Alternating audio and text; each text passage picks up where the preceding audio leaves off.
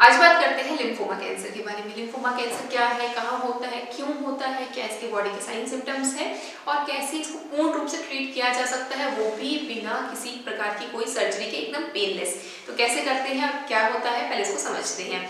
Lymphoma cancer, lymphoma किससे बना है? लिम्फ से। लिम्फ मतलब शरीर में ऐसी गांठ है जो मसल से बनी है, मांस की बनी हुई है। कहाँ होती है? थ्रू आउट हमारे सर से लेके पैर तक पूरी बॉडी में फैली होती है। अच्छा, ये करती क्या है? इनका काम होता है एक तरह से सोल्जर का, यानी एक तरह का सिपाही का काम होता है। जो हमारे भारत के सोल्जर है क्या करते हैं? बाहर से आने वाले दुश्मनों को अटैक करते हैं, उनको मारते हैं, यही काम करते हैं ना। यही काम हमारे बॉडी में लिम्फ्स का है, लिम्फोसाइट्स का है, कि बाहर से जो खराब सेल्स आ रही हैं या फिर जो वायरस आ रहा है, बैक्टीरिया आ रहा है, उनको किल करते हैं ताकि हमारे शरीर को किसी भी प्रकार का कोई नुकसान ना हो।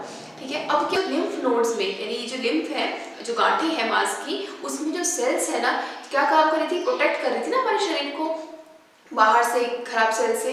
अब वो क्या करें? ऐसे इंडिविजुअली खुद ही बढ़ने लग जाए, बहुत ज्यादा बढ़ने लग जाए और खुद ही अपने आप को किल करने लग जाए, जिसे एक प्रकार का ऑटो इम्यून डिसऑर्डर भी कहते हैं। अगर ऐसे करने लग जाए तो क्या होगा? हमारे शरीर की रोग प्रतिरोधक क्षमता बिल्कुल ही खत्म हो जाएगी और इसी से ही बनता है लिम्फोमा कैंसर। अब आप ये तो समझ रहे होंगे कि लिम्फोमा कैंसर होता क्या है। अब लिम्फोमा कैंसर में अगर मैं आपको समझाऊं कि हॉजकिंस लिम्फोमा, नॉन हॉजकिंस लिम्फोमा, तो बहुत सारा कंफ्यूजन हो जाएगा। तो थोड़ा मोटा मोटा समझा के एकदम आपको आम भाषा में समझाने की कोशिश करेंगे इसको। तो सबसे पहले बात करते हैं हॉजकिंस लिम्फोमा में क्या होता है।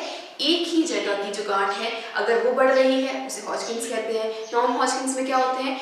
अगर एक से ज्यादा लिम्फ्स अफेक्ट हो रही है तो इसे नॉन हॉजकिंस कहते हैं। तो इसे थोड़ा और आम भाषा में आपको समझाने की कोशिश करते हैं। अब सपोज क्या होता है, कई बार होता है ना मुंह में छाले हो जाते हैं या मुंह में काफी सारे अल्सर्स होने की वजह से, क्योंकि पानी बहुत कम पीते हैं, तो क्या होता है, गले में गांठें फील होती है। होता है ना, कई बार गले में गांठें फील होने लग जाती है।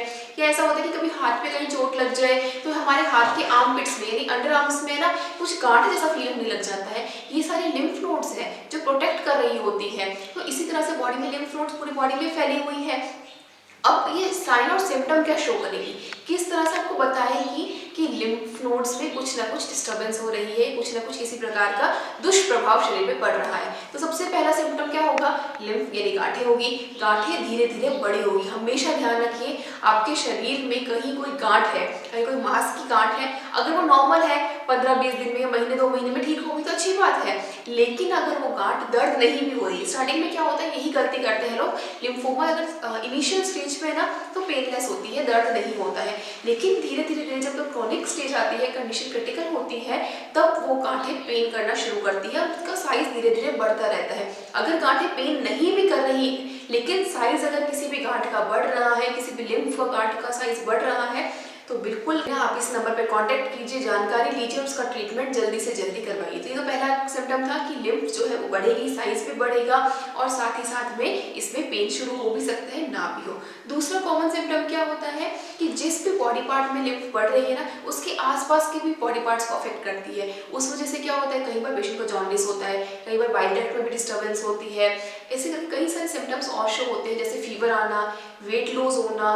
अगर वेट लॉस हो रहा है, ध्यान दीजिए, हमेशा हम आपको कहते हैं पिछले 1 से 2 महीने में कंटिन्यूसली वेट लॉस हो रहा है तो इस पर आपको ध्यान देने की जरूरत है। हो सकता है ये साइन और सिम्टम्स आपकी बॉडी शो कर रही है कि बॉडी में कैंसर सेल्स डेवलप होना शुरू हो गई है। इस तरह से कई और सारे सिम्टम्स होते हैं, जैसे खांसी आना, फीवर रहना। तो ये सारे सिम्टम्स आप जितना जल्दी हो सके उतना जल्दी पहचानें और उसका ट्रीटमेंट शुरू करवाएं। तो ये तो रहे साइन और सिम्टम। अच्छा, होता क्यों है? कारण तो होगा ना कोई। लिम्फ नोड में कैंसर अगर हो रहा है, लिम्फ नोड्स फूल रही है, स्वेलअप हो रही है, इन्फ्लामेशन हो रहा है, सेल्स मर रहे हैं, कुछ भी हो रहा है, तो हो क्यों रहा है, कारण क्या है? सबसे पहला कारण है कि आपका बहुत सारा मेडिसिन लेना, यानी आपका बहुत सारे सप्लीमेंट्स लेना। उन सप्लीमेंट्स में क्या होता है, कई सारे एक बार एलिमेंट होते हैं जो होता है ऑटो इम्यून सप्रेसेंट ड्रग्स। वो क्या काम करते हैं, वो आपकी इम्यूनिटी को दबाते हैं। अगर आप ऐसी कोई स्टेरॉइड्स ले रहे हैं, कुछ मेडिसिन ले रहे हैं जो आपकी इम्यून सिस्टम को दबा रही है, सप्रेस कर रही है, तो ये दिक्कत होती है। क्यों हो रही है? क्योंकि लिम्फोमा काम क्या कर रहा था, आपकी इम्यूनिटी को बूस्ट कर रहा था, आपकी ताकत बढ़ा रहा था, रोग प्रतिरोधक क्षमता को बढ़ा रहा था। अब आपने क्या गलती करी, उसी को ही घटा दिया।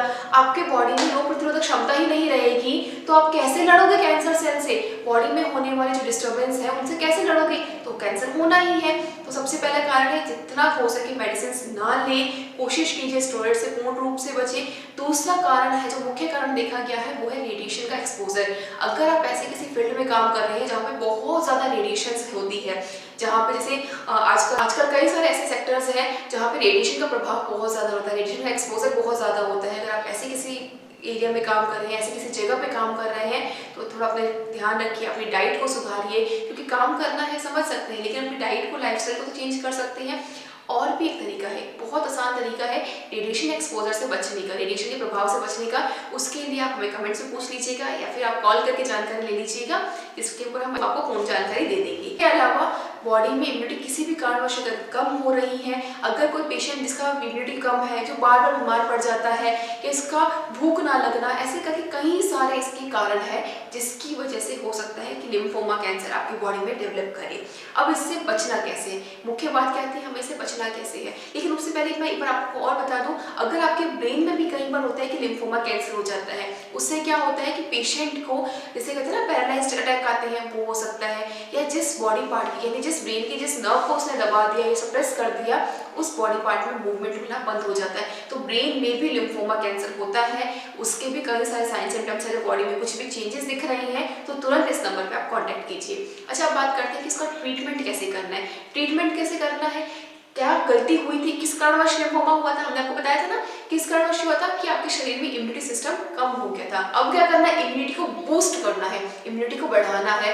वही हम करते हैं पंचगव्य इम्यूनोथेरेपी में, जो हमारा ज्योतिर्मय गोमन सेवा संस्थान है, पंचगव्य इम्यूनोथेरेपी से जो हम कैंसर का ट्रीटमेंट करते हैं, उसमें आपकी इम्यूनिटी को बूस्ट करते हैं। आपके जो मेडिसिन है, आपकी जो डाइट है, आपका जो लाइफस्टाइल है, उसको इस तरह से चेंज करते हैं कि आपकी बॉडी में इतनी इम्यूनिटी आए कि वो कैंसर सेल को खुद किल करना शुरू कर सके। तो इसी तरह से इसका पूरा ट्रीटमेंट किया जाता है। अधिक जानकारी के लिए आप संस्थान में संपर्क जरूर कीजिएगा।